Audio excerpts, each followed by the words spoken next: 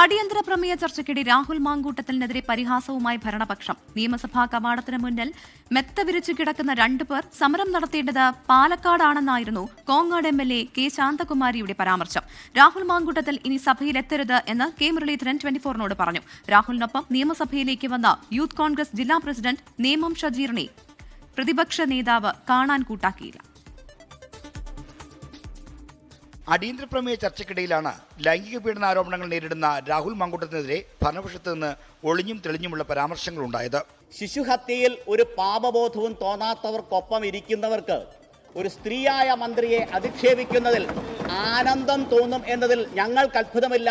അതുവരെ പൊതിഞ്ഞു പറഞ്ഞിരുന്ന കാര്യം അല്പം കൂടി വ്യക്തമാക്കിക്കൊണ്ടായിരുന്നു കോങ്ങാട് MLA കെ ശാന്തകുമാരിയുടെ ഇടപെടൽ. സഭാ കവാടത്തിന് മുമ്പിൽ രണ്ട് സൈഡും നല്ല മെത്ത വിരിച്ച് രണ്ടുപേർ കിടപ്പുണ്ട്. എനിക്ക് അവരോട് പറയാലോ, നിങ്ങൾ നേരെ ആദ്യം പാലക്കാട് പോയി സമരം ചെയ്യണം. ഇവിടെ അല്ല സമരം ചെയ്യണം, പാലക്കാടാ. രാഹുൽ മാങ്കൂട്ടത്തിൽ ഇനി നിയമസഭയിലെത്താൻ പാടില്ലെന്ന പരാമർശം ഇന്ന് കോൺഗ്രസ് നേതൃത്വത്തിൽ നിന്നും ഉണ്ടായി. അദ്ദേഹം ഇനി സഭയിൽ നിന്ന് മാറി നിൽക്കുന്നതാണ് നല്ലതാണ് എൻ്റെ അഭിപ്രായം. കാരണം അദ്ദേഹം പിണറായി സർക്കാരിൻ്റെ ഒരുപാട് മർദ്ദനങ്ങളേറ്റ ആളാണല്ലോ. അങ്ങനെ ഒരു വ്യക്തി തന്നെ പിണറായി സർക്കാരിൻ്റെ ഒരു ഐശ്വര്യമായിട്ട് മാറുന്നത്.